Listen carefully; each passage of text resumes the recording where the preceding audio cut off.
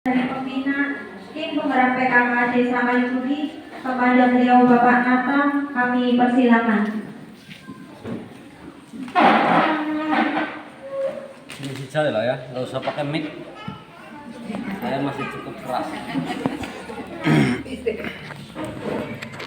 Terima kasih. Assalamualaikum warahmatullahi wabarakatuh. Bismillahirrahmanirrahim. Bismillahirrahmanirrahim. Alhamdulillah wa syukurillah wa la haula wa la quwwata illa billah amma ba'du. Yang saya hormati dan saya cintai Ketua Tim PKK Desa Kalibudi beserta anggotanya, Kader Posyandu, serta ibu perangkat desa yang saya hormati, dan tidak kalah pula pada ibu dosen dari Stikes Serlingmas Kabupaten Cilacap yang saya hormati, beserta mahasiswa dan mahasiswi yang sedang melaksanakan KKN atau kerja apa ya namanya, kuliah kerja nyata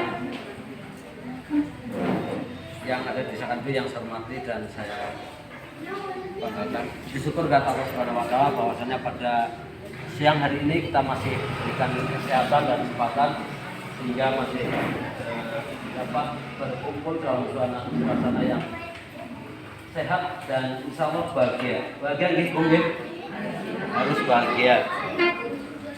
Salam juga salam kita aturkan pada kita Nabi Muhammad SAW. Mudah-mudahan kita semuanya tergolong yang mendapatkan pertolongan sampai yaumul akhir. Allahumma amin.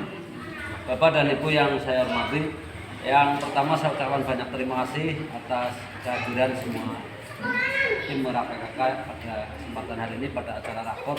Dan pada siang hari ini kita memang karena kebetulan kemarin adik-adik mahasiswa berkoordinasi dengan kami akan ada acara bimbingan dan pelatihan gitu ya. Juga nanti ada praktek pembuatan menu makanan untuk balita stunting ya. Dan kebetulan acaranya berbarengan dan saya rasa tidak terlalu berjauhan dengan program yang ada di PKK. Untuk itu kami memang menyarankan Bu dosen kemarin untuk bisa berkolaborasi dan bekerjasama. Jadi mohon maaf apabila nanti acaranya terlalu panjang, tapi untuk Ketua Tim Merah juga sudah mensiasati agar nanti untuk rakor pada hari ini materi PKK-nya tidak terlalu panjang, nanti materi dari adik-adik KKN bisa lebih maksimal dalam kegiatan ini. Karena saya rasa untuk kegiatan yang diadakan oleh adik-adik mahasiswa KKN juga berkaitan erat dengan ibu-ibu PKK Posyandu, apalagi terkait dengan stunting.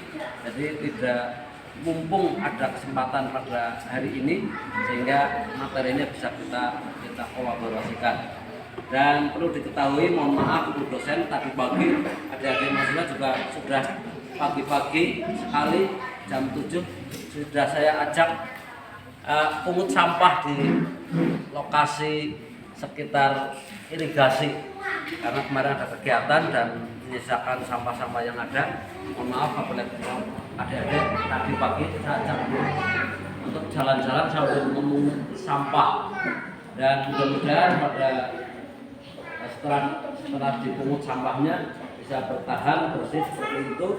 Dan pada para kader kesehatan yang ada, untuk mari kita bersama-sama jaga kesehatan kita, jaga lingkungan kita dari sampah. Kalau panjenengan melihat, tapi saya yakin sih bukan pelaku pembuangan sampah ya, kalau melihat saudara kita, tetangga kita, atau mungkin pengguna jalan di Jalan Polisian Muhib yang membuang sampah di sekitaran area Jalan Polisian Muhib, mohon langsung tegur saja, kalau perlu cegat, cekal, yang diceluk apa-apa. Nanti ya saya dipanggil, nanti kita yang akan memberikan pembinaan. Karena rupa-rupanya setelah tadi kita jalan di sana, sampah yang paling berat kita angkat itu sampah pampers. Ya. Makanya saya dari dulu saja berkampanye, yuk kita tidak usah pakai pampers. Saya dari dulu kayak gitu. Saya punya anak 4, tapi alhamdulillah istri saya nurut sama saya. Jangan beli pampers kecuali kalau kepergian jauh. Kalau hari-hari nggak usah, biar ngumpul di tempat apa ya di pakaian mereka. Yang penting nanti setelah ngumpul langsung diganti, dicuci. Jangan mindeng-mindeng tuku pampers, ini kardusnya segini. Ya. Kalau beli pampers kardusnya segini, ini bagi remaja atau ya ibu-ibu yang masih potensi untuk punya anak, monggo untuk. Saya kira pampers tidak terlalu sehat untuk bayi lah.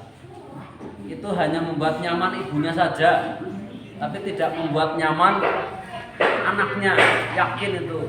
Coba lihat anak-anak yang pakai pampers, jalannya ngegeng karena di sini sudah besar banget, mendol-mendol. Malah kadang-kadang ibunya nunggu pinggir rambut di jorno baik, ketungkul pakai gadget, HP-an, main game. Nah, ini yang tidak sehat. Kalau kita ibu-ibu yang di sana yang hadir pakai pampers enggak? Enggak. Ya kalau acara-acara tertentu yang itu boleh lah, tapi kalau di rumah kalau itu nggak usah pakai pampers. Nah, karena pampers itu sulit untuk diolah kembali, sulit untuk didaur ulang kembali, dan yakin itu tidak sehat untuk balita Anda. Mungkin itu adalah salah satu sebab yang membuat anak-anak jadi stunting. Walaupun saya juga korban stunting dan dulu belum ada pampers, tapi ya itulah. Jadi minimalkan penggunaan pampers untuk anak-anak kita. Yang jelas di samping daur ulangnya sulit, juga membuat satu masalah sampah. Kalaupun dipendem itu pun tidak akan cepat busuk. Biasanya yaitu jalan keluar yang paling cepat, buntel kresek, terus pakai motor jalan-jalan. Nah, terus sikile sing kanan masing kiri sempatan. Gitu. Ya Pak Abul. Itu kan menjadi lingkungan kita tidak sehat. Nah, itu yang di jalan-jalan tadi yang lebih banyak yang berat adalah sampah itu. Jadi sekali lagi saya mohon pada terutama ibu-ibu untuk kita kampanyekan untuk kalau bisa tidak usah pakai pampers. Sekali lagi pampers itu hanya membuat nyaman ibu sakda sing arep putra. Jadi nanti pengasuhnya dia suruh ngompol di celananya dia sendiri, nanti setelah ngompol ganti kemudian dicuci. Kalau pakai pampers sekali lagi ya kita tidak membuat nyaman bayinya, tapi justru sing nyaman ke biungnya. Ya kayak Iin guyung-guyung kayak kerasa sih kayak gitu ya. Tapi dia tidak pernah buang pampers di sembarangan ya. Yang penting monggo untuk kegiatan hari ini nanti kepada ibu-ibu kader dan ibu balita yang mohon maaf mungkin karena pertumbuhannya agak kurang, ya mohon maaf jangan tersinggung nanti apabila ada pengarahan dari sini, karena mungkin balita panjenengan memang tumbuh kembangnya kurang, tetapi bukan karena kurang gizi. Kalau saya yakin sekarang tidak ada anak yang kurang gizi, hanya mungkin karena memang genetiknya memang nekora babone ya jagone sing cilik gitu ya. Misalnya kalau anak saya gede dhuwur, saya malah curiga jangan-jangan ibunya repek ngendi.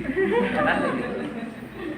Ya alhamdulillah anak saya ya seperti saya hanya ya misalnya menjadi dhuwur sedikit ya karena memang gizi sekarang lebih baik daripada dulu. Dan anak-anak sekarang tidak ada anak-anak yang istilahnya lepas sekolah SD, kemudian kalau Pak Sarpin dulu lepas sekolah SD belum pulang sudah siap-siap repek ke rumah tangga. Kalau tidak repek itu ibunya tidak masak.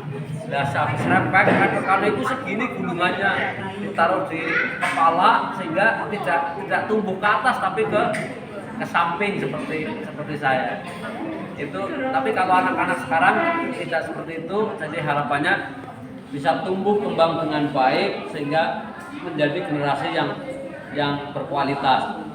Yang penting monggo pada ibu-ibu yang punya balita, yang pertama perhatikan anak-anak kita dari era yang sekarang balita sekarang itu ya tidak putranya jenengan kok, anak saya juga seperti itu. Anak-anak sekarang saja itu umur-umuran lah belum 1 tahun lah sudah dolanannya gadget ya, HP. Ini hati-hati sekali, hati-hati sekali. Karena sinar radiasi dari HP ini cukup berbahaya untuk anak-anak kita. Apalagi kalau durasinya terlalu panjang, biasanya ben meneng lah ispai HP. Nah, alhamdulillah kita ada bantuan PKP Kit yang ini mungkin nanti juga akan membantu untuk mengurangi apa istilahnya permainan-permainan yang ke arah gadget.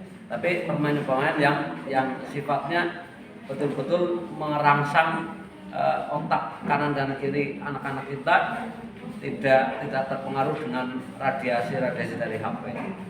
Dan sekali lagi jangan bosan untuk mendidik anak kita untuk ben lah dolanan HP malah meneng kayak gitu ya. Dan HP malah meneng. Tidak sedikit dari anak-anak kita orang Kalikuti juga ada yang sekarang bisa dikatakan, kalau saya ngomong depresi ya mungkin tidak bagaimana, tapi jelas karena pengaruh gadget, yang matanya menjadi penglihatannya kurang bagus, kemudian gelisah ketika berjauhan dari HP. Sekolah kepengen cepet bandi, mungkin kepengen nyekel HP. Hanya itu setelah pulang sekolah sih dicekel HP, orang kemudian pulang cuci kaki, ganti baju, makan, atau mungkin sholat dan sebagainya, tapi yang dipegang adalah HP. Yang ada di sini juga kayak gitu. Kalau pagi-pagi yang dilihat bukan istri atau suami yang belum udah bangun apa belum, langsung pegang HP ya. Terasi ya. Ya itu penjajahan teknologi yang sekarang ada. Mau gunakan HP sebaik-baiknya untuk kemajuan pola berpikir kita. Jangan kemudian malah itu menghambat atau merusak tatanan di kehidupan kita. Saya kira itu yang bisa saya sampaikan, Bapak Ibu yang saya hormati, dan sekali lagi saya ucapkan banyak terima kasih kepada adik-adik yang sedang KKN di Desa Kalikuti. Mudah-mudahan kegiatan KKN yang sedang nanti akan merubah pola kehidupan ataupun menambah pengertian yang ada di masyarakat Desa Kalikuti. Pelatihan yang akan disampaikan nanti saya minta tolong pada kader Yandu untuk bisa mengikuti juga, karena materinya saya kira cukup bagus karena menggunakan materi yang di bahan-bahan yang di sekitar kita ada. Jadi akan lebih baik kalau kita itu memperbanyak penggunaan apa yang ada di sekitar kita untuk kesehatan kita sendiri. Saya kira itu yang bisa saya sampaikan, dan mohon maaf. Wassalamualaikum warahmatullahi wabarakatuh. Waalaikumsalam warahmatullahi wabarakatuh. Terima kasih kami ucapkan. Acara selanjutnya yaitu sambutan dari Ketua Tim Penggerak PKK Desa Kalikuti kepada Ibu Daryati, dipersilakan.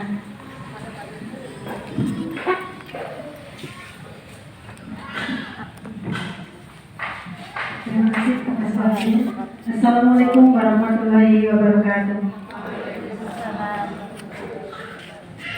Yang kami hormati Bapak Kepala Desa Kalikuti beserta perangkatnya, yang kami hormati Ibu dosen dari Yayasan Stikes Seruling Maus beserta anak didiknya, yang kami hormati Bapak Kabul selaku full timer PKK Desa Kalikuti, dan hadirin yang kami banggakan dan kami hormati juga. Pertama-tama marilah kita panjatkan puji syukur kehadirat Allah Subhanahu wa Ta'ala yang telah melimpahkan rahmat, hidayah dan inayahnya kepada kita semua, sehingga kita dapat bertemu bertatap muka dalam keadaan sehat walafiat. Salawat serta salam senantiasa kita haturkan kepada junjungan kita Nabi Agung Muhammad Sallallahu Alaihi Wasallam yang selalu kita nantikan sahabatnya di yaumul kiamah.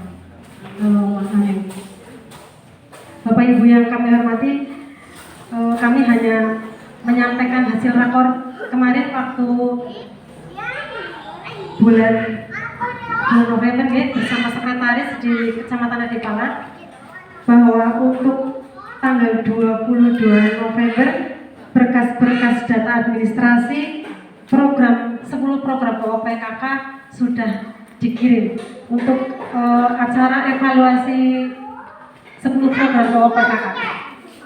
Jadi untuk data-data yang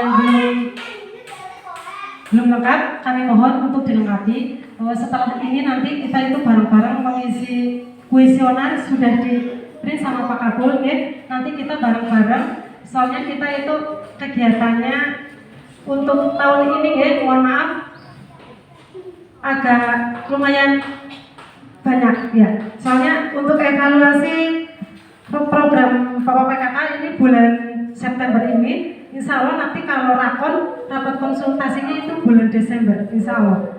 Jadi dari kita itu disuruh membuat program kerja yang tahun 2022 ya, tapi sudah ya Bu ya, 2023 ya, mohon maaf, 2023 dan 2024 supaya direng-reng juga. Jadi nanti kalau pas rakon kita itu sudah siap untuk dikonsultasikan kepada tim PKK Kecamatan di bawah.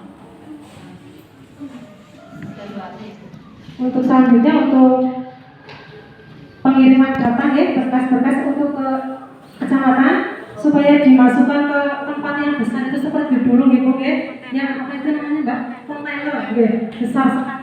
Mohon maaf, ada di tempat saya Bu tanya. Nanti dipilah-pilah, mohon maaf, itu yang pakai stokmat ya, untuk sekretaris sendiri, untuk bendahara sendiri, dan masing-masing pokja juga sendiri, satu map sendiri-sendiri. Jadi di sana itu tidak tercaca nih Bu ya, nggak ketuker-tuker sama desa lain. Kayak kemarin katanya ada ya, misalnya ada yang masuk kan Budi, ada yang masuk ke Gombol, ada yang masuk ke Adipala, seperti itu kemarin. Terus untuk selanjutnya untuk desa binaan ya, untuk desa binaan tahun 2023 itu desa Adipala dan desa Pedaso. Terus untuk selanjutnya untuk laporan tahunan supaya dibuat secepatnya ya Pak Kabul, PR lagi, PR-nya banyak. Iya. Alhamdulillah Pak Kabul sudah selesai untuk sensus ya. Jadi untuk kegiatan PKK sudah aktif lagi. Kemarin belum bisa jadi kan kemarin harusnya tanggal 13 pas hari Minggu ditunda lagi, tanggal 12 nggak jadi lagi. Dan hari ini mohon maaf, jadi kalau pas bareng sama Mbak Kakaknya mohon maaf. Namanya siapa? Siapa? Aulia. Namanya siapa? Aulia. Siapa? Aulia. Aulia siapa? Namanya Aulia siapa?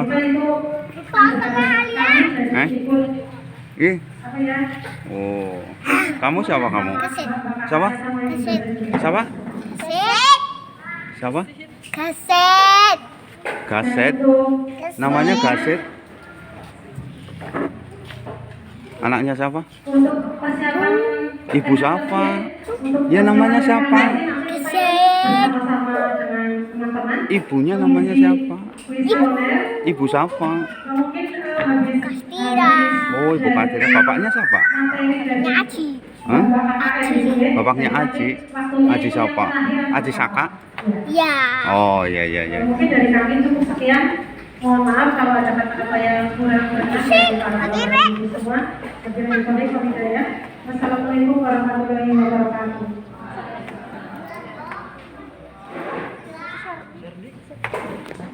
Terima kasih acara selanjutnya yaitu penyampaian materi dari Seria Arasia Putri. Terima kasih. PHDS lingkungan, monggo dipersilakan.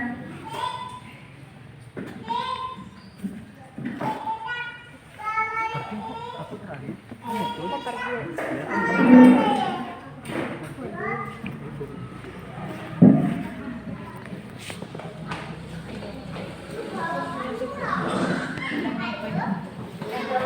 warahmatullahi wabarakatuh. Waalaikumsalam warahmatullahi wabarakatuh.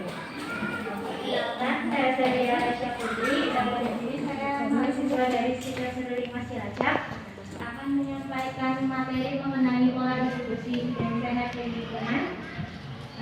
Nanti waktunya kurang lebih 10 menit. PHBS di lingkungan. Perilaku hidup bersih dan sehat adalah semua perilaku kesehatan yang dilakukan atas kesadaran sehingga anggota keluarga atau keluarga dapat menolong dirinya sendiri di bidang kesehatan dan aktif dalam kegiatan-kegiatan kesehatan dalam masyarakat. Lalu pengertian lingkungan sehat. Lingkungan sehat merupakan suatu keseimbangan antara manusia dan lingkungan agar dapat menjamin kesehatan manusia. Kemudian manfaat perilaku hidup bersih dan sehat di lingkungan. Yang pertama, agar setiap anggota keluarga menjadi sehat dan tidak mudah sakit. Yang kedua, anak tumbuh sehat dan cerdas. Kemudian pengeluaran biaya rumah tangga dapat ditujukan untuk memenuhi gizi keluarga, pendidikan, dan modal usaha untuk meningkatkan pendapatan keluarga. Lalu ada ruang lingkup perilaku hidup bersih dan sehat di lingkungan. Yang pertama, ada pengolahan sampah dan pemberantasan faktor. Lalu yang kedua, ada pencegahan dan pengawasan pencemaran tanah. Kemudian ada sanitasi makanan dan pengendalian pencemaran udara.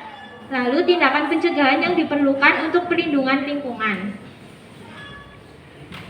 Kemudian ada rumah sehat. Rumah sehat adalah sebuah rumah yang dekat dengan air bersih dengan jarak dari tempat pembuangan sampah lebih dari 100 meter. Dekat dengan sarana pembersihan, berada di tempat di mana air hujan dan air kotor tidak tergenang. Lalu ada syarat fisiologis. Yang pertama ada pencahayaan. Untuk pencahayaan bisa dari pencahayaan alami, yaitu dari sinar matahari. Lalu untuk pencahayaan buatan itu bisa berasal dari sinar lampu. Lalu ada kebisingan.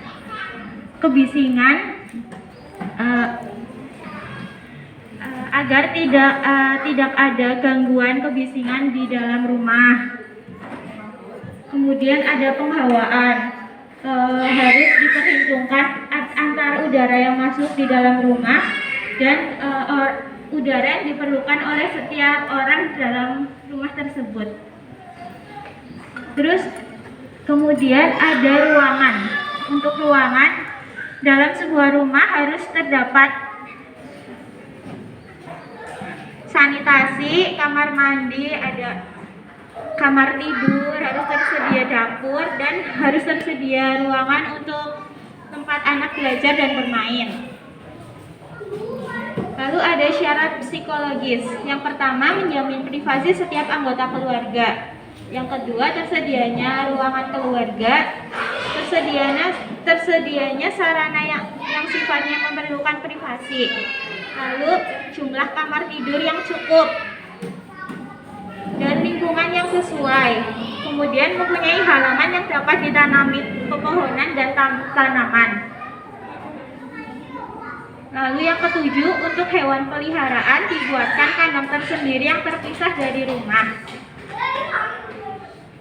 Untuk mencegah penularan penyakit. Satu, tersedianya persediaan air bersih atau air minum.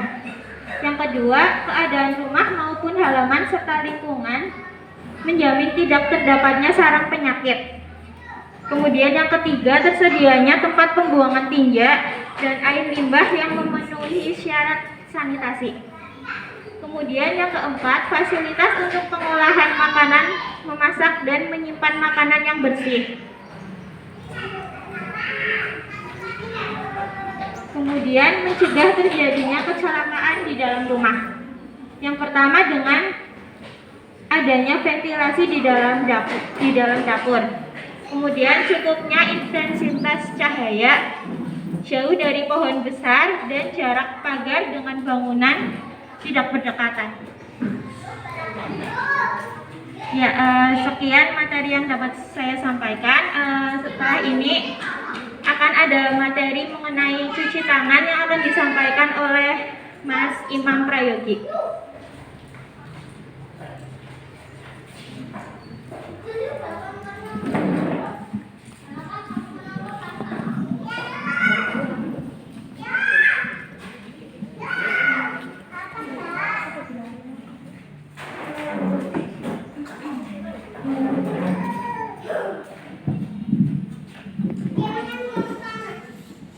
Baik, akan saya lanjutkan dengan cuci tangan memakai sabun. Untuk pengertian cuci tangan sendiri, cuci tangan adalah membasahi dengan air mengalir untuk menghindari penyakit agar kuman yang menempel pada tangan benar-benar hilang. Jadi mencuci tangan itu termasuk langkah awal untuk memotong rantai penularan penyakit ya Bu. Tujuan cuci tangan yang pertama adalah mencegah infeksi silang. Infeksi silang sendiri adalah penularan penyakit ya Bu. Yang kedua, mengangkat mikroorganisme yang ada di tangan. Mikroorganisme tersebut seperti kuman-kuman yang ada di tangan ya Bu. Selanjutnya, menjaga kondisi steril. Nah, kondisi steril adalah kondisi di mana tangan bersih dari kotoran maupun kuman. Melindungi diri dan pasien dari infeksi. Ini termasuk cara pelindungan diri dan pasien mencuci tangan. Jadi sama saja dengan memutus rantai penularan ya Bu. Yang kelima ada memberikan perasaan segar dan bersih.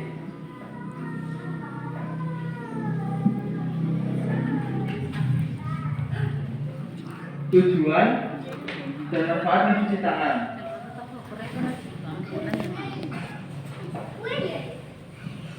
Yang pertama ada pencegahan penyakit. Jadi ada beberapa penyakit yang penularannya itu melalui saluran udara dan sentuhan. Seperti yang kemarin ramai itu COVID-19. Terus ada lagi ISPA atau infeksi saluran pernafasan akut seperti demam, nyeri tenggorokan, batuk dan pilek. Selanjutnya ada cacingan. Terus selanjutnya lagi ada diabetes. Yang kedua, tangan menjadi bersih dan harum lah. Untuk tangan menjadi bersih dan harum bisa kita rasakan setelah kita mencuci tangan langsung ya Bu. Yang ketiga ada menurunkan penyebab akibat diare dan ISPA. Nah, untuk menurunkan penyebab akibat diare dan ISPA kan biasanya kuman diare atau virus diare dan ISPA itu kan bisa menempel di mana saja. Untuk memotong tali penyebarannya kita bisa melakukan dengan cuci tangan. Yang keempat, dapat mencegah infeksi kulit, mata, cacingan yang terjadi di dalam usus, SARS, dan flu burung. Nah, untuk SARS sendiri adalah penyakit seperti penyakit pernafasan dan pencernaan yang disebabkan oleh COVID. Keluarga menjadi terbiasa hidup sehat. Nah, dengan mencuci tangan kita akan membiasakan keluarga untuk tetap hidup sehat ya Bu, terhindar dari berbagai kuman atau penyakit. Selanjutnya ini ada video cara mencuci tangan. Silakan diperhatikan terlebih dahulu, setelah itu kita demonstrasikan.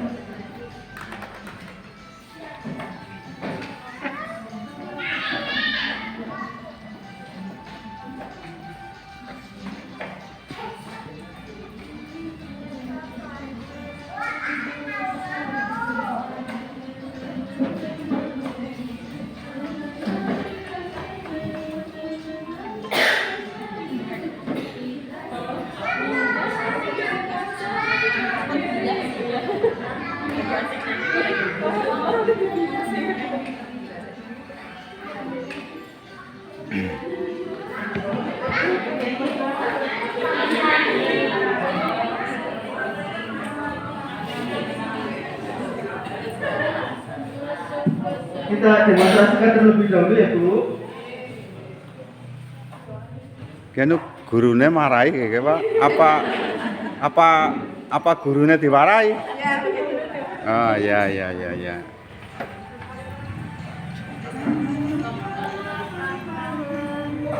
Tangannya juga masuk ke sela-sela, dua tangan mengunci jempol kanan dan kiri, kuncupkan jari-jari, bilas-bilas bebas dari bakteri. Tepuk tangan anak-anak. Mantap. Ya. Hitung-hitungannya sing marahi murid deh.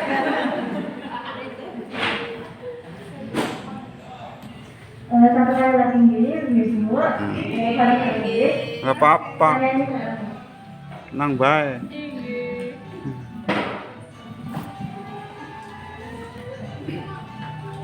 Bu dosen, apa orang ketika saya harus pakai masker terus? Tangan, punggung tangannya juga masuk ke sela-sela, dua tangan mengunci jempol kanan dan kiri, kuncupkan jari-jari, bilas-bilas bebas dari bakteri. Sekali lagi tepuk tangan anak-anak. Kalau goyang mulai main.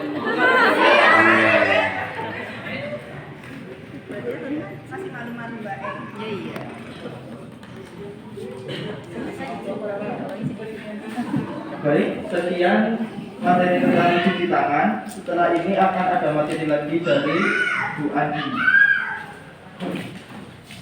Bu Andin yang di sinetron bukan ya?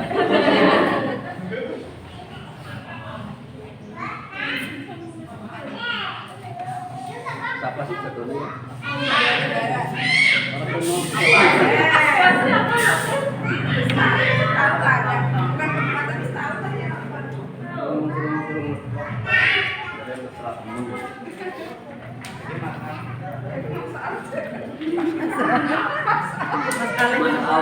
Masa Allah bener.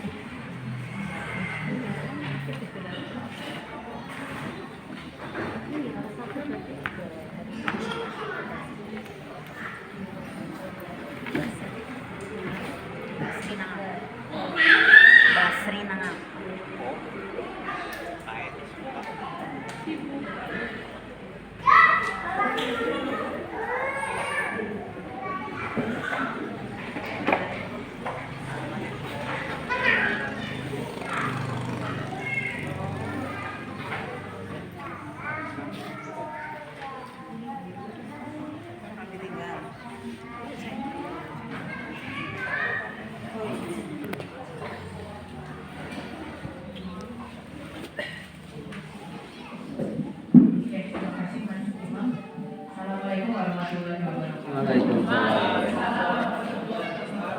Pada yang saya hormati Pak Makan selaku Kepala Desa Desa Kalikudik, Kecamatan Desa. Saya hormati pula Punten. Ketua Pembina PKK di Desa, Ketua Pembina PKK dan Ibu Kader dan Ibu-ibu anggota PKK juga. Alhamdulillah hari ini kita masih diberikan nikmat sempat, nikmat sehat sehingga bisa berkumpul di balai desa. Namanya apa nih Pak? Chandra Prabakusuma. Oh, Prabakusuma. Artinya apa Pak? Prabakusuma apa juga? Oke, pokoknya di balai desa Prabakusuma, Desa Kalikudik. Kalau tadi acaranya rapat koordinasi gitu, rapat koordinasi ke penggerak PKK di Desa Kalikudik yang sekaligus juga gitu ya kami mengucapkan terima kasih karena diberikan waktu dan kesempatan ya untuk bisa mengisi atau sharing ilmu kayak sharing pengetahuan, bagi-bagi pengetahuan terkait dengan tadi yang pertama sudah disampaikan oleh adik-adik mahasiswa kaitannya sama PMDS. Untuk yang kedua ini nanti saya akan menyampaikan terkait dengan pola makan tepat untuk anak sehat dan cerdas. Ya. Dan di sini kemarin memang yang diundang adalah selain ibu PKK juga ada ibu-ibu yang memiliki balita ya, balita yang mungkin dikatakan gitu ya masih perlu peningkatan gizi lah, saya bilang masih perlu peningkatan gizi untuk yang selanjutnya.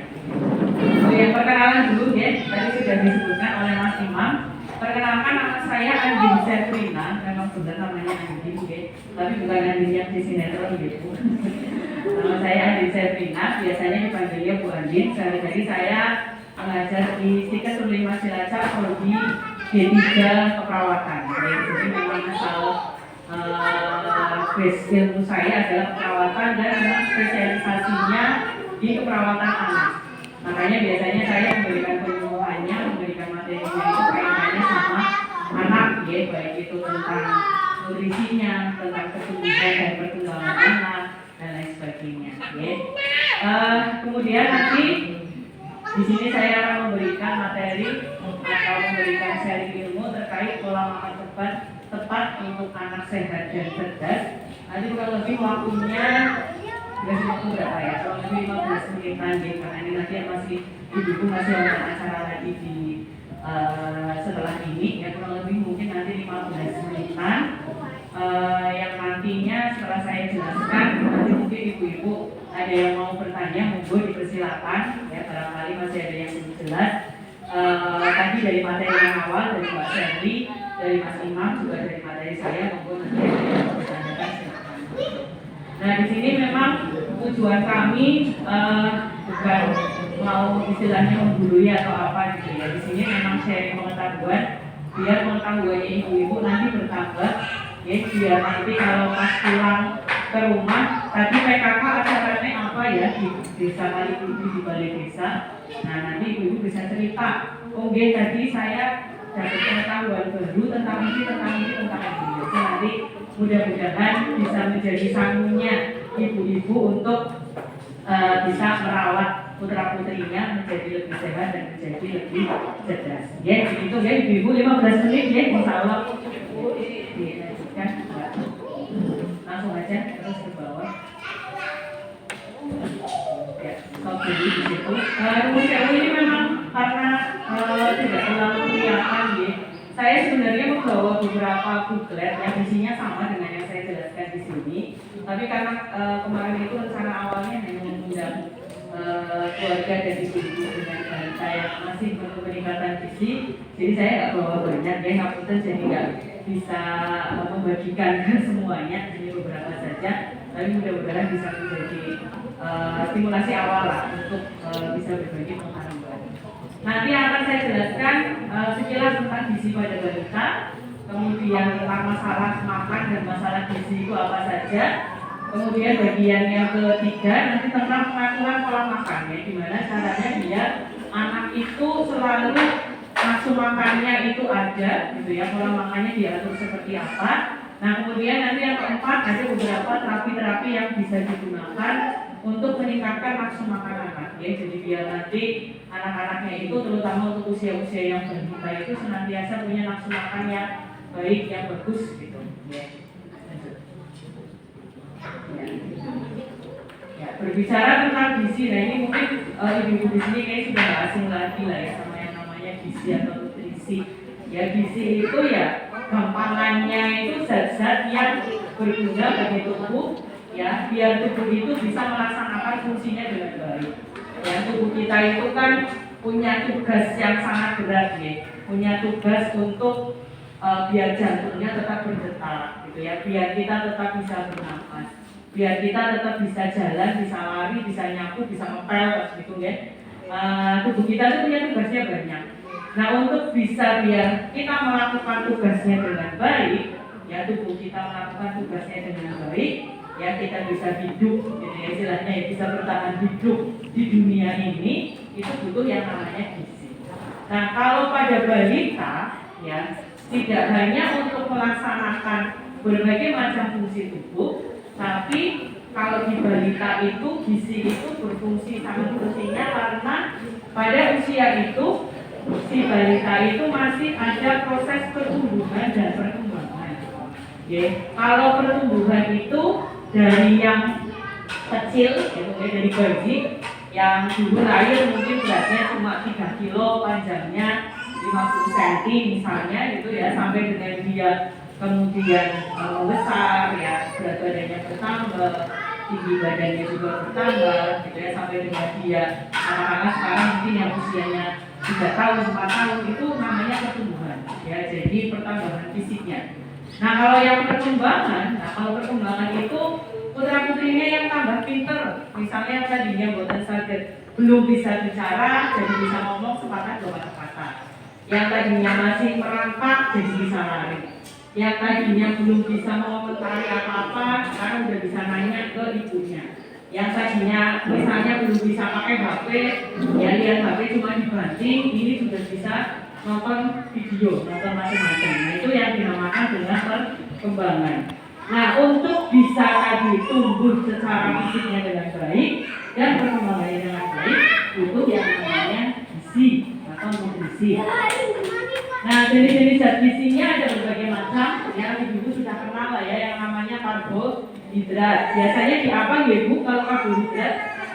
Nasi, ya terus ada jagung, ada singkong, ya terus ada lagi budi gitu ya mungkin kalau di sini ya. Terus kalau protein, nah ibu ini udah kenal juga sama protein ya hewani sama protein nabati, dan udah pinter-pinter ya. Jadi hewani itu yang berasal dari hewan, ya ada ayam, daging, telur, kalau ikan, ya. Terus kalau yang nabati berarti yang berasal dari tahu tempe, ya pokoknya berasal dari tumbuh-tumbuhan. Kemudian lemak. Nah lemak ini kalau di anak itu malah justru memang dibutuhkan karena tadi untuk pertumbuhan sama perkembangannya. Ya jadi mungkin kalau lemak kalau bagi saya terutama itu musuh ya. Karena saya pengen tubuh saya nggak lemak gitu ya. Tapi kalau buat anak-anak itu ya berarti itu memang harus ada dan harus dibutuhkan gitu. Ya jadi misalnya kalau lemak itu ya contohnya sebenarnya kalau di protein itu biasanya ada mengandung lemak juga. Ya kayak di daging, terus kemudian di telur gitu. Terus vitamin. Nah, vitamin ini banyak ada di buah-buahan dan sayuran. Ya, vitamin A, vitamin C, vitamin B. Dan yang terakhir adalah mineral. Nah, mineral ini contohnya yodium yang ada di garam gitu. Ya, biasanya ini ibu kayaknya sudah sering dapat minuman. Kalau pakai garam, garamnya harus beriodium. Nah, yodium itu adalah salah satu jenis mineral namanya. Ya, itu salah satunya itu. Nah, kalau gizi seimbang pada balita itu yang merupakan kenapa dikatakan seimbang? Seimbang itu ya berarti karbohidratnya cukup, kemudian proteinnya cukup, ada lemaknya juga, kemudian ada vitaminnya juga dan ada mineralnya juga. Nah, di sini ada 4 pilar nih biar si balita ini ya nanti cukup nih untuk gizinya. Ya, yang pertama mengkonsumsi aneka jenis makanan setiap hari. Ya memang idealnya setiap hari makan itu ya menunya itu ya bervariasi. Ya bervariasinya tetapi dengan jumlah yang sama-sama cukup. Sayurnya cukup, lauknya cukup, karbohidratnya cukup. Nah ini yang memang agak sedikit sulit ya kalau di anak ya. Anak saya doyannya cuma paling dokter misalnya gitu. Orang doyan sayuran, orang doyan apa. Nah pada akhirnya nanti itu yang menjadi agak bermasalah gitu ya. Nah, kemudian yang kedua, biasakan perilaku hidup bersih dan sehat. Tadi sudah banyak dijelasin oleh Mbak Sherly dan juga Mas Imam dan teman-teman mahasiswa yang lainnya. Nah, kenapa kok hidup bersih dan sehat ada hubungannya nih sama gizi ya? Karena kalau kita nggak menjaga kebersihan, ya putra putrinya sering diare, sering sakit, energi yang ada di tubuhnya sibuk untuk mengobati si sakitnya, sibuk untuk melawan si penyakitnya, jadinya nggak kober untuk tumbuh, nggak kober untuk tadi berkembang. Gitu. Makanya kenapa PHBS itu memang digaung-gaungkan ya, kayaknya ibu PKK, ibu kader itu kayaknya udah nggak bosan-bosan gitu ya. Ini PHBS ya. Di tempat saya juga kemarin tanggal 10 baru PKK-an Bu ya. Jadi saya tadi di sini tuh nyanyi juga di Mas PKK. Karena saya juga termasuk di PKK di sana juga. Dulu kayaknya ada survei ke rumah-rumah gitu nopo ya, ada lembaran PHBS SMK gitu, kemudian ada program kayak Jumantik nopo ya, masing-masing rumah dilihat ada genangan air atau enggak, itu termasuk perilaku hidup bersih dan sehat. Kemudian yang berikutnya melakukan aktivitas fisik. Nah, ini kalau putra putrinya itu aktivitas fisik sama aktivitas untuk istirahat tidur memang harus seimbang. Artinya kalau siangnya atau pagi sudah beraktivitas fisik, ini seperti sekarang yang saya lihat adalah itu, ya malamnya tidurnya harusnya cukup. Karena energi tubuh itu tidak bisa 24 jam ya. Jadi tidak bisa 24 jam itu terus-menerus dipakai, harus ada istirahatnya.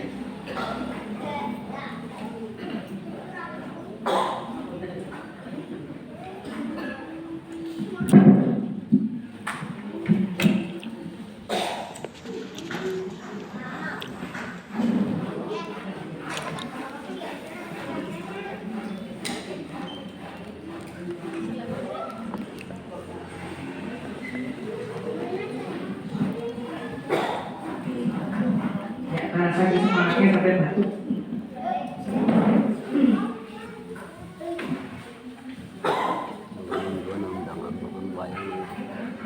Oke, yang berikutnya masih di 4 pilar gizi seimbang, itu ada memantau berat badan secara teratur. Nah, ini sudah diposisikan setiap bulan ya, ibu-ibu membawa balitanya untuk memantau nih apakah berat badannya itu naik apa enggak sih setiap Masuk malam minggu Kliwon ya. Yang diharapkan itu kan trennya naik ya, trennya naik itu maksudnya Jakarta. bulan ini segini, berarti bulan besok naik. Iya. Biasanya kalau sudah bulan ini segini, kok segini terus, nah itu biasanya sama bukannya sudah langsung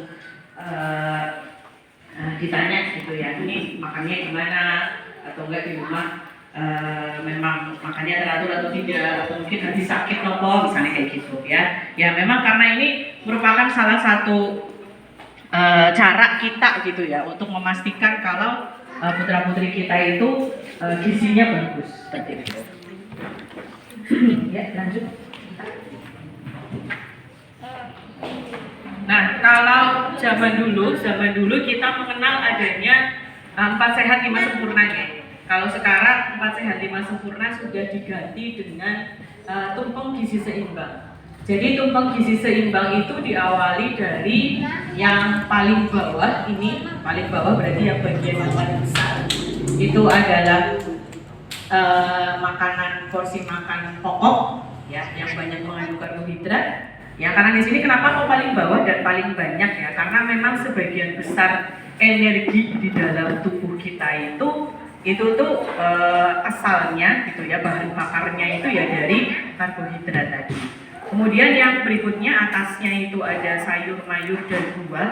Jadi sayur sama buah itu porsinya sama. Kemudian atasnya lagi lauk pauk, dan yang paling atas itu gula tambahan dan minyak. Oke, jadi memang sebenarnya pada gizi seimbang ya untuk gula tambahan tuh misalnya gini loh Bu. Misalnya putrane misalnya makan minum teh gitu ya, tehnya yang gulanya banyak, itu kan sebenarnya gula tambahan, karena sebenarnya gula itu sudah ada di makanan pokok tadi, karbohidrat kayak ada di nasi, ada di apa, itu sudah mengundang gula, sudah mengandung gula ya. Jadi sebenarnya ya untuk gula tambahan itu memang agak sedikit dikurangi gitu, meskipun masih dibutuhkan oleh anak. Nah kalau pada orang dewasa lain lagi ya, pada orang dewasa gula tambahan itu memang benar-benar diminimalkan, karena seusia saya misalnya gitu sudah 35 tahun ke atas itu sudah resiko untuk apa istilahnya diabetes mellitus gitu udah semakin lama semakin tinggi gitu ya. Kalau misalnya konsumsi sehari-harinya makan nasi udah misalnya ya, belum lagi cemilan misalnya, kayak misalnya hari ini disuguhi snack gitu ya, snack itu kan isinya rata-rata manis gitu ya, udah ada gula. Nanti misalnya saya pulang minum lagi misalnya beli es kopi misalnya ya, belum nanti di kampus gitu ya masih ada pekerjaan bikin kopi lagi yang gulanya banyak. Nah itu gula tambahannya akhirnya bertambah itu kalau pada orang dewasa bahaya. Nah kalau pada anak masih diperbolehkan, hanya saja memang sekarang juga sudah menjadi salah satu perhatian juga karena berdasarkan survei juga anak-anak usia ada yang usia masih muda lah ya, anak usia masih muda ya, kayak SMP, SMA gitu ya, itu yang konsumsi gula tambahannya itu banyak sehingga malah justru akan jadi diabetes di usia yang masih muda gitu. Sekarang di rumah sakit itu sudah kalau dulu kan kita mengenal yang namanya diabetes, namanya penyakit-penyakit yang mau tua gitu ya. Nah kalau sekarang itu udah banyak nih mulai bergeser fenomenanya, sehingga hati-hati juga dengan konsumsi gula tambahan. Nah porsinya seberapa? Porsinya bisa menggunakan yang ada di sini. Jadi untuk makanan pokok 3-4 porsi, sayurnya juga sama, kemudian buah-buahannya 2-3 porsi per hari, lauk pauknya 2-4 porsi per hari juga ya. Kemudian nanti minum airnya okay. Kalau misalnya pada anak-anak okay, bisa air putih atau mungkin masih ada yang minum susu misalnya. Kemudian batasi tadi konsumsi gula dan garam serta minyak juga ya. Oke, lanjut Mbak. Nah ini beberapa masalah makan yang mungkin sekarang lagi dirasakan ya sama ibu-ibu gitu ya, terutama yang tadi putra-putrinya dinyatakan masih perlu peningkatan gizi gitu. Yang pertama, kalau putra-putrinya pilih-pilih makanan ya, jadi kalau pilih-pilih makanan itu hanya menyukai beberapa jenis makanan saja. Kayak tadi saya contohkan, kalau makan itu hanya pengen ini aja ya, pengennya hanya pakai nasi pakai telur aja, atau enggak nasi sama sosis misalnya gitu ya, atau sama nugget misalnya, atau sama bakso ya, yang lain-lainnya nggak suka gitu. Itu namanya pilih-pilih makanan atau bahasa kerennya itu picky eater. Nah ini bahasa Inggrisnya lah ya Bu ya, picky eater. Terus yang kedua ada juga putra-putrinya mungkin yang makan sih makan ya sehari 3 kali, tapi porsinya kecil banget ya, sekali makan cuma 2 sendok udah kenyang, nggak mau lagi ya. Misalnya makan tahunya udah enak banget, tahu bacem gitu ya, udah dimasaknya udah dengan segala macam ininya ya, daya dan upaya, cuma secuil cup dimakannya. Nah itu namanya makan dengan porsi kecil atau small eater. Terus yang berikutnya ada yang namanya fuzzy eating ya, atau yang sering kita sebut gerakan tutup mulut ya. Jadi mau makanannya enak, mau ayamnya gede ya mikem ya. Kalau pas nggak makan kan ngobrol apa-apa gitu ya, ibu apa-apa begitu ya wis mandek ya, akhirnya aduh nggak ada yang masuk gitu. Gerakan tutup mulut atau GTM ya, ini yang sering terjadi ini. Terus bisa juga anaknya memang nggak lapar, anaknya tidak merasa lapar, atau memang nggak mau makan. Pas makan siang putra-putrinya nggak mau makan karena dia nggak lapar, nggak merasa ada lapar. Terus yang kelima, ini juga yang cukup menjadi masalah kalau ada alergi makanan. Ya kadang-kadang kalau putra-putrinya misalnya alergi sama telur, alergi sama yang segala macamnya, suka ibunya jadi bingung gitu ya. Ini saya mau ngasih makan apa? Makan ini gatel, makan ini gatel, makan ini diare, makan itu diare. Nah akhirnya ya udah jadinya anaknya akhirnya jadi nggak makan gitu. Nah masalah-masalah yang ada di sini nantinya yang akan menjadikan masalah-masalah nutrisi yang bisa muncul ya. Kalau keterusan gitu maksudnya jangka panjang bisa menyebabkan masalah gizi pada anak. Contohnya yang namanya ini namanya keren lah ya, marasmus kwashiorkor ya. Ini kalau yang perutnya kembung, perutnya kembung, anaknya kulitnya keriput-keriput, kurus ya, pipinya udah kayak mbah-mbah gitu ya, pipinya melorot, itu karena marasmus sama kwashiorkor. Terus yang kedua ini yang sekarang sering banget disebut adalah stunting ya. Stunting itu kalau si anaknya ini tinggi badannya lebih pendek dari usianya, yang seharusnya tinggi badannya sekian dengan usianya misalnya 5 tahun tinggi badannya harusnya segini, anaknya nggak mencapai itu.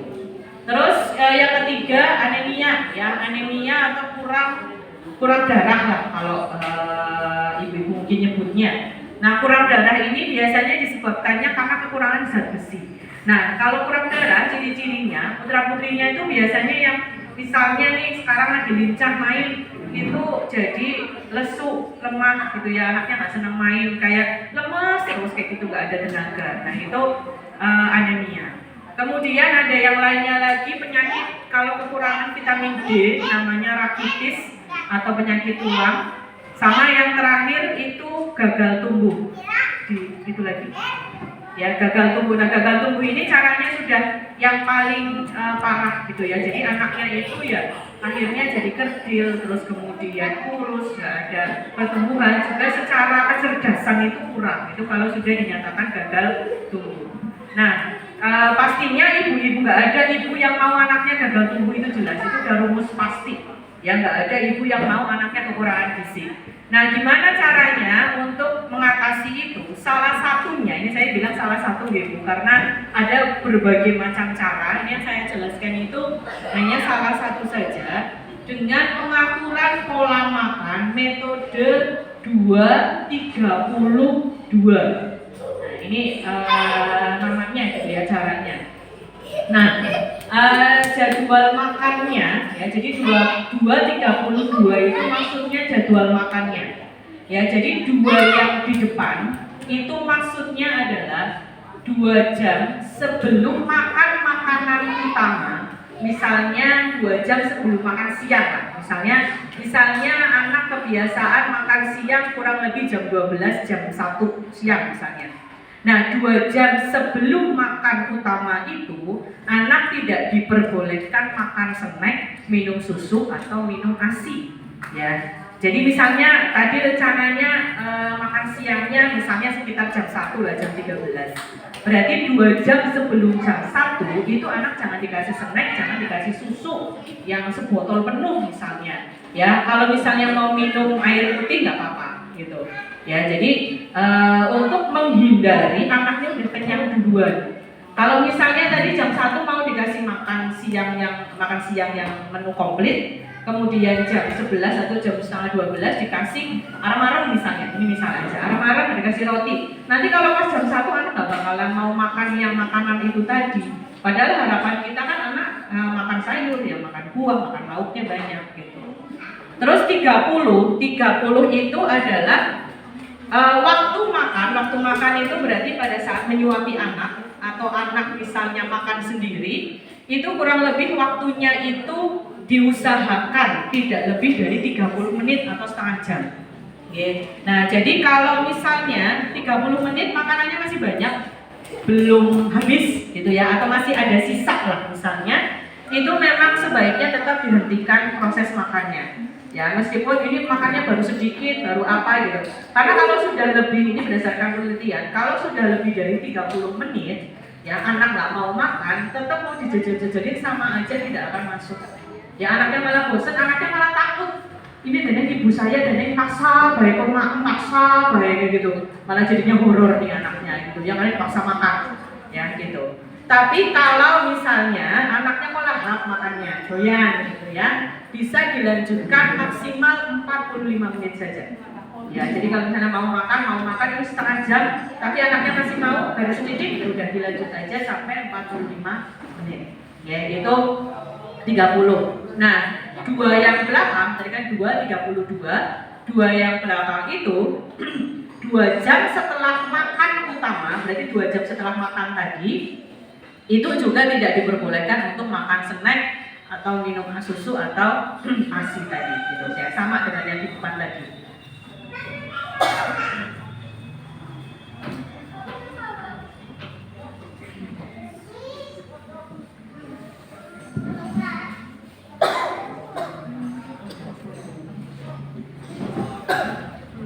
Ya, nanti dulu Mbak. Ya, itu ya Bu ya, jadi saya ulangi. 2 jam sebelum makan utama, anak tidak diperbolehkan makan snack, minum susu atau minum ASI, hanya diperbolehkan minum air bening saja. Kemudian 30 menit adalah waktu makannya.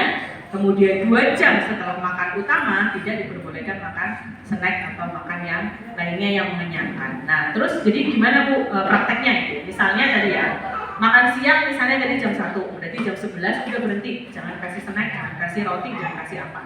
Kemudian makan jam 1, ya selama 30 menit, berarti kan sampai setengah 2 ya kurang lebihnya.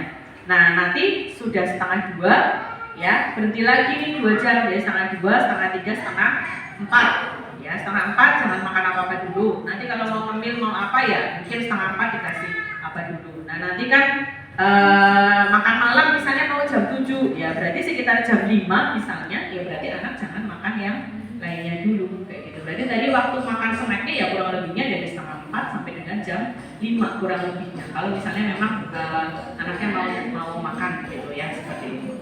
Ya itu caranya seperti itu ya.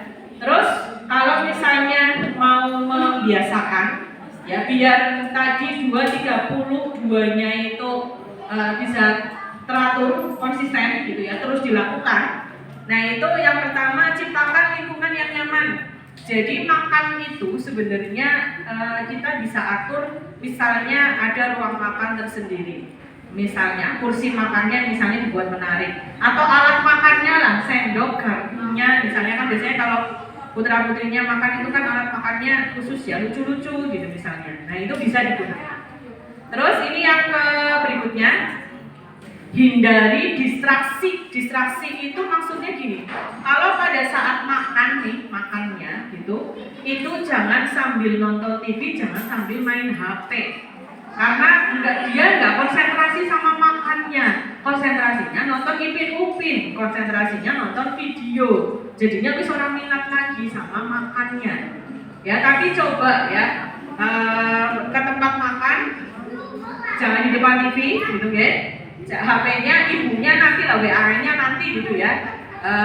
Disingkirkan dulu, benar-benar makan sama anaknya. Ya ibunya juga menciptakan suasana yang menyenangkan saat makan, ngobrol sama anaknya gitu pada saat makan. Misalnya ini ibu hari ini masak enak banget loh ya, masak sayur bening ini dan lain sebagainya, diajak ngobrol tentang makanannya biar anaknya juga semangat gitu, oke? Terus yang berikutnya, biarkan anak memegang makanannya. Nah ini memang yang menjadi dilema ya, kalau nanti dipegang dia jadinya udah madil ya, berantakan, kotor gitu ya. Nah tapi ini untuk biar anak itu punya pengalaman megang makanannya. Jadi makanannya itu bukan hal yang menakutkan. Yang namanya tempe ya tempe aja, itu bukan hal yang menakutkan gitu. Jadi makanya memegang makanannya. Tapi jangan lupa tadi cuci tangan terlebih dahulu ya, bisa disabun pakai sabun atau pakai hand sanitizer lah ya, sekarang sudah banyak yang beredar. Terus yang keenam, memang lakukan pengaturan pola makan secara bertahap. Itu berarti memang ini ya saya bilang ibunya gampang ya, gari ngomong tok, gari marahi, prakteknya itu angel banget nggih ibu-ibu ya, saya juga paham ya. Jadi memang harus sabar dan bertahap. Ya tidak perlu paksa, harus ini, tapi bertahap gitu. Memang ini jangka waktunya lama. Ya tidak kemudian sehari 2 hari habis ini langsung diterapkan, anaknya langsung mau, itu kayaknya hal yang 90% kayaknya gak mungkin gitu ya, karena dari berbagai macam pengalaman dan hasil-hasil penelitian. Jadi memang bisa sebulan, 2 bulan, harus sabar, memang harus sabar. Terutama memang yang agak susah itu tadi, anaknya nggak boleh main HP dulu, nggak boleh nonton TV dulu tuh selama 30 menit. Itu kayaknya angel guna, sedikit-sedikit gitu ya, sedikit-sedikit kita bisa lakukan.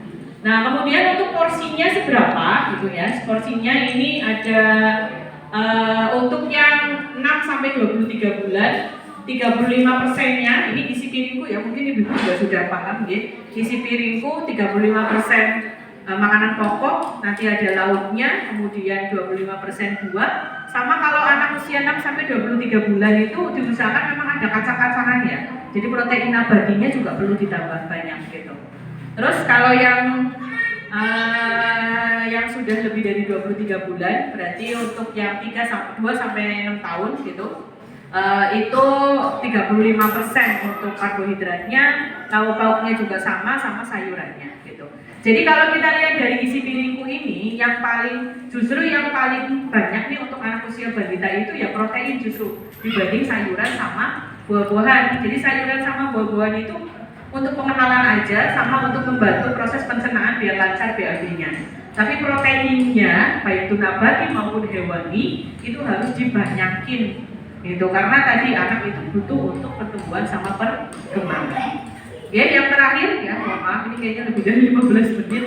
Untuk yang terakhir itu, ini ada beberapa terapi komplementer. Ini boleh dicoba, monggo. Ini karena hanya sekedar ini aja masuk tips-tips lah. Yang pertama ini kalau ini berdasarkan hasil penelitian ya.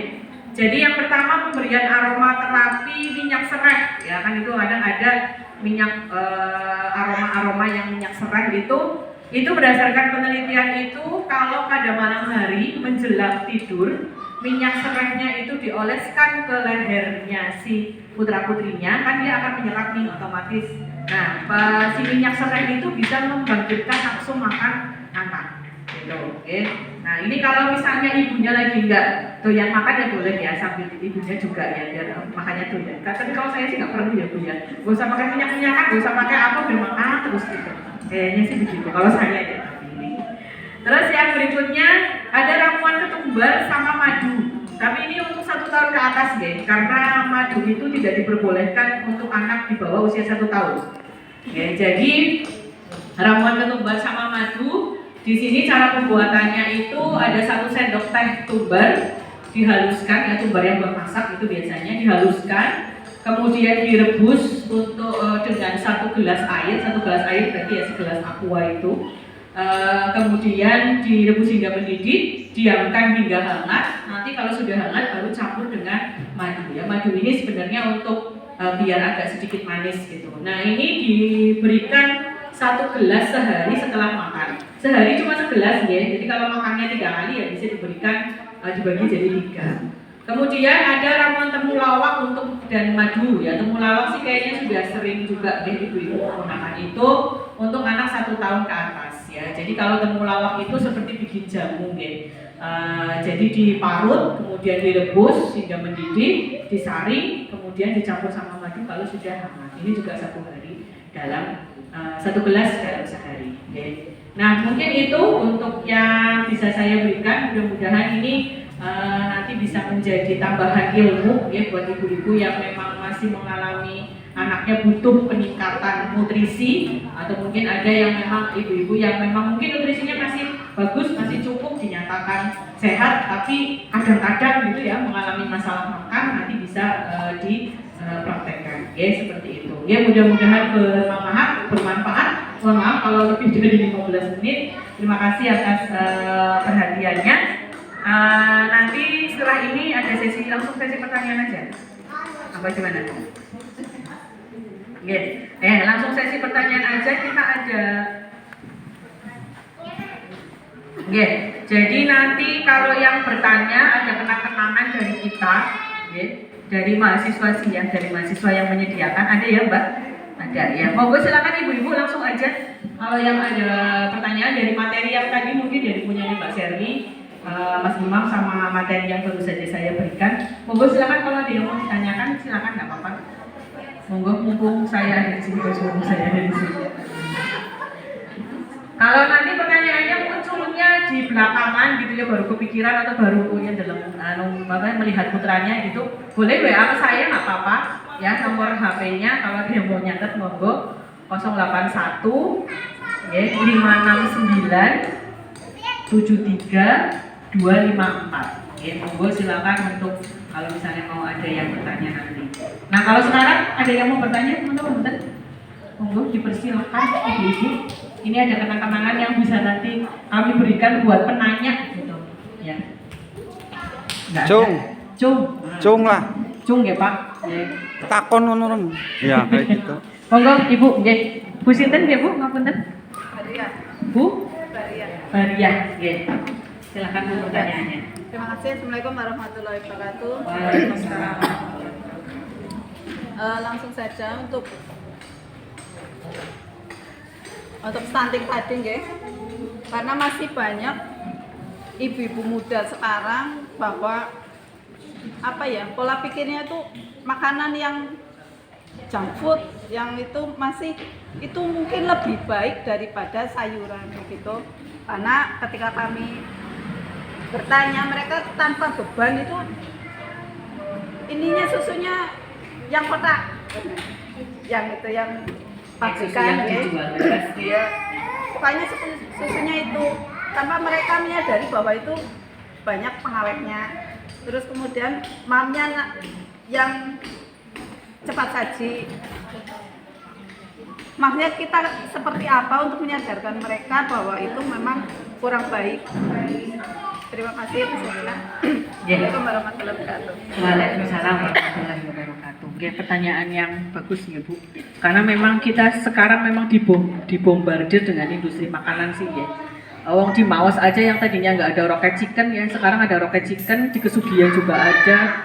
Belum lagi ayam geprek 10 ribuan udah dapat ayam sama sambel, kan nikmat banget ya. Ya memang untuk junk food tadi memang benar ya, bahwa itu kan mengandung banyak, yang pertama tadi minyak ya Bu ya. Apalagi kalau yang memang di restoran-restoran itu kan minyaknya ada berkali-kali juga ya. Mungkin kita nggak bisa melihat gorengnya apanya gitu kan, kita tidak bisa melihat langsung. Kemudian kadar garamnya itu juga banyak memang ya, karena dari tepungnya aja udah jelas ada asinnya pasti. Malah justru bumbunya kayaknya cuma garam doang ya, cuma garam tok gitu. Belum lagi misalnya kalau yang ayam goreng, misalnya ayamnya direndam dulu nih sama bumbu, kan ada banyak garamnya. Nah, tinggi garam sama tinggi minyak itu ya, dan juga isinya junk food itu memang isinya hanya protein tok sama karbohidrat, udah cuma itu tok, sama lemaknya hanya dari minyaknya ya, tidak ada vitamin dan mineralnya, hanya sedikit saja gitu. Dan memang itu kalau dikonsumsi semakin lama, semakin dalam jangka panjang, anaknya memang jadinya mungkin gemuk gitu ya, tapi gemuknya karena hanya karbohidrat sama minyaknya tadi gitu. Nah, bagaimana untuk menyadarkannya ibu-ibu itu gitu? Bisa kita jelasin dari awal itu tadi Bu. Junk food itu isinya adalah hanya minyak kayak gitu ya, garam, tepung gitu ya, hanya karbohidrat sama protein ya. Tapi proteinnya pun karena dia udah kecampur sama minyak sama karbohidratnya, ya pada akhirnya proteinnya sehat, tapi karbohidrat terlalu tinggi, minyak terlalu tinggi. Nah, pada akhirnya itu yang menjadi risiko nih untuk kesehatannya si anak. Nah, untuk kenapa kok tinggi garam itu menjadi yang bahaya gitu ya. Nah, kalau di kita-kita gitu, mungkin saya lah ya yang sudah mulai menginjak umur 40 itu, kalau tinggi garam itu memang resikonya ada. Garam itu tuh kalau di dalam tubuh itu tuh dia menarik kadar air ya Bu gitu. Nah, menarik kadar air sehingga kadar air di dalam tubuh kita menjadi nggak seimbang, akhirnya yang bisa menjadikan hipertensi gitu. Kalau makanya kenapa kalau orang hipertensi darah tinggi suruh mengurangi garam ya, gitu, mengurangi asin, karena itu di tubuh kita tuh seperti itu gitu. Nah, sama kalau misalnya nanti di anak, dia semakin lama semakin tinggi kadar garamnya, ya sama resiko-resiko untuk itu pun juga ada gitu. Nah, nanti dijelaskan itu. Nah, kemudian dijelaskan lagi untuk efek dari garam yang terlalu tinggi, terus kemudian karbohidrat yang tinggi, minyak yang tinggi, harus diimbangi dengan buah dan sayur. Buah dan sayur isinya vitamin, mineral, dan serat. Serat itu membantu proses untuk buang air besar gitu ya. Jadi serat itu tuh bekerjanya itu nanti di pencernaan itu dia akan menyerap gitu ya sisa-sisa makanan, kemudian didorong nih buat BAB-nya lancar. Nah, biar sisa-sisa makanan itu berarti yang udah nggak kepake lah ya, yang nanti dibuang jadi BAB itu gitu Bu. Jadi memang dijelasin dulu, kalau saya biasanya gitu ya, dijelaskan dulu bahayanya nih gitu ya dari si junk food, terus kemudian dijelaskan kenapa harus makan sayuran sama buah. Terus yang tidak lupa adalah harus cukup cairan. Cairan itu yang dimaksud di sini itu bukan hanya susu gitu, tapi air bening, air putih.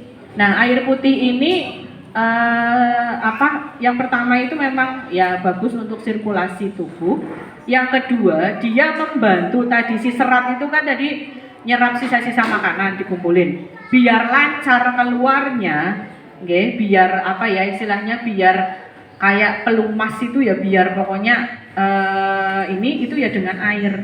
Jadi gini, kalau misalnya ada ini mungkin nyambung ya, kalau ada putra-putrinya yang konstipasi atau bebelen ya senengannya ya, sembelit gitu ya, jangan cuma ngasih banyak sayur atau buah tapi juga harus kasih banyak air gitu ya. Jadi si serat yang tadi udah istilahnya menyerap sisa-sisa makanan, dia nggak akan bisa lancar keluar kalau nggak ada pelumasnya, makanya airnya juga harus ditambah.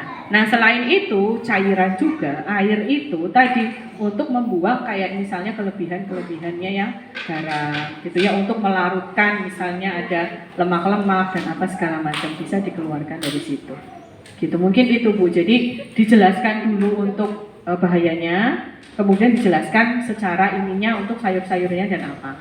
Cuma memang gitu ya, kalau misalnya memang kita hanya menjelaskan, kadang ibunya juga ya aneh lah kayak gitu ya. Kita sambil tadi menjelaskan cara pola makannya, kemudian mungkin variasi menunya apa saja gitu. Sayuran itu kan nggak cuma apa ya, sayur yang memang benar-benar nyayur bening, nyayur sop atau apa ya, tapi dia bisa dicampur dengan bahan-bahan lainnya gitu. Contoh misalnya masakan lah ya, kalau saya sih biasanya kalau lagi males masak gitu, nggak sayur sama lauk, saya masak capcay ya. Capcay itu kan bisa ditambah telur, tambah bakso, sayurannya yang banyak, udah itu kan udah ada lauknya sama sayurannya. Itu kan salah satu cara lah untuk itu. Begitu ya Bu, mudah-mudahan menjawab ya. Kenang-kenangnya boleh langsung dikasih aja ya. Mau dipotong? Maju Bu. Maju. Bubar, suruh maju saja. Difoto ya. Suruh maju saja. Suruh maju saja. Ya. Biar dapat foto ya Pak. Maju, ayo maju. Mantap.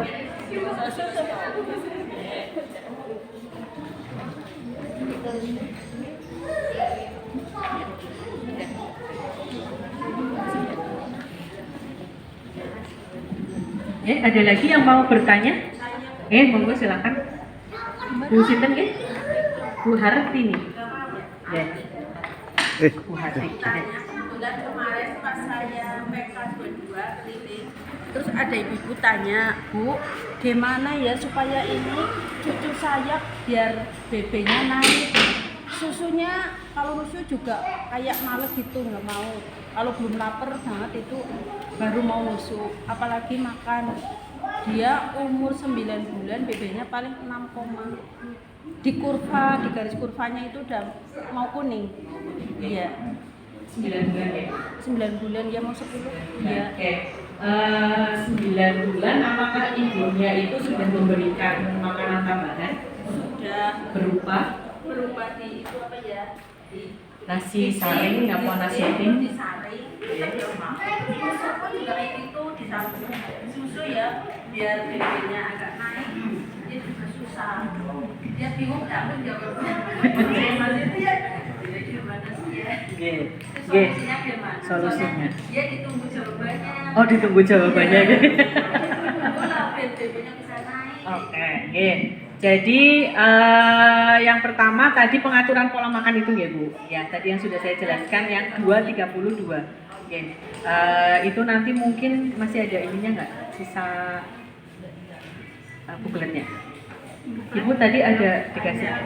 Nanti sakit dikasih untuk bukletnya biar ibunya nanti bisa membaca. Itu yang pertama. Kemudian yang kedua bisa dengan karena kebetulan kan itu berarti makannya sedikit ya Bu ya, makannya sedikit gitu, terus susunya juga konsumsinya kurang, bisa nanti dari jenis makanannya itu mungkin dinaikkan karbohidrat sama proteinnya agak dibanyakin.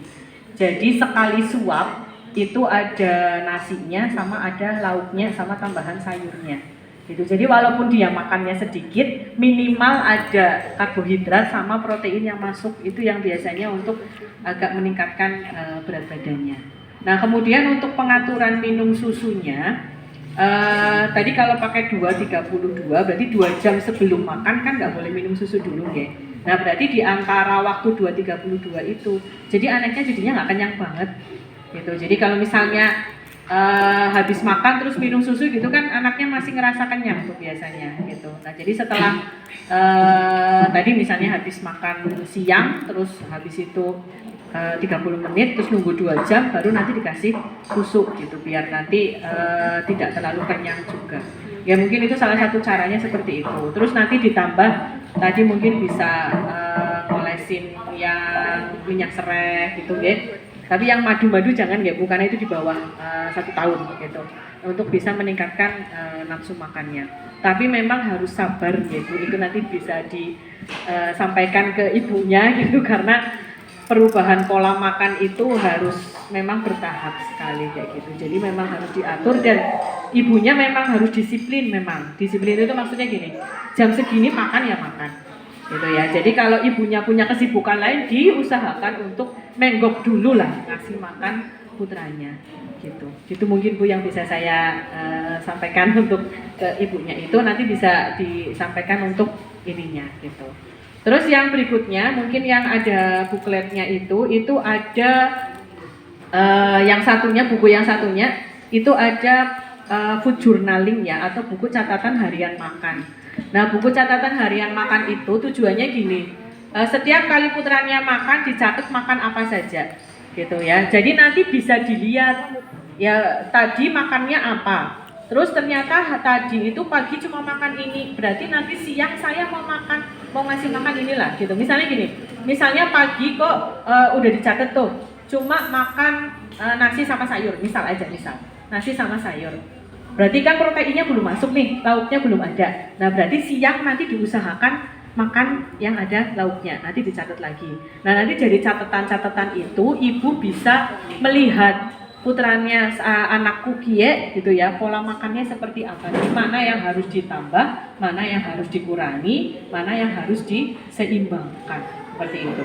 Tapi memang harus telaten. Tadi saya bilang memang kuncinya itu cuma satu Bu, sabar memang gitu ya. Makanya saya setiap kali ada penyuluhan seperti ini itu memang saya tidak akan memaksa ibu-ibu kayak kudu ya, karena masing-masing putra putrinya itu beda-beda karakternya. Anak sing manut banget gitu ya. Nah manut bangetnya itu yang kadang-kadang membuat kita usahanya harus lebih keras seperti itu. Nah itu untuk yang catatan harian makan bisa dicatat. Misalnya kok kurang minum air, oh ya berarti nanti saya usahakan putra saya, anak saya minum air begitu. Ya begitu Ibu. Ya. Ya, mau difoto lagi? Ya. Ibu maju Bu. Maju Ibu. Ya, biar ada fotonya.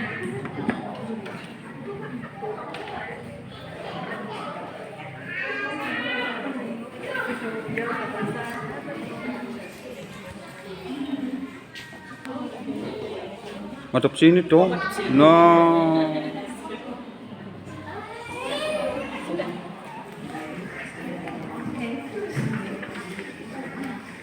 Ini karena sudah jam 12 kurang ya, mungkin saya cukupkan ya, ngapung ya Bu, ya nanti masih ada acara yang lainnya, mudah-mudahan bisa bermanfaat.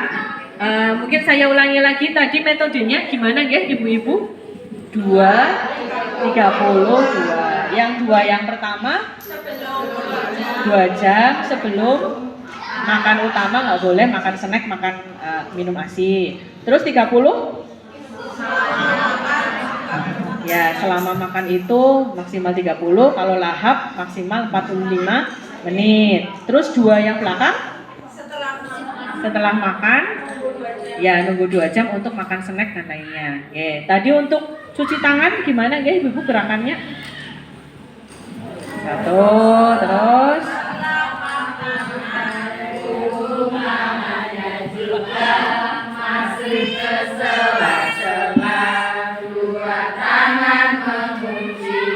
Jempol kanan dan kiri, unjukkan jari-jari. Bilas, bebas dari bakteri. luar biasa. Tepuk tangan buat ibu-ibu PKK.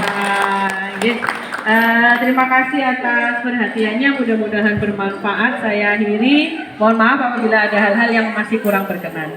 Terima kasih. Wassalamualaikum warahmatullahi wabarakatuh.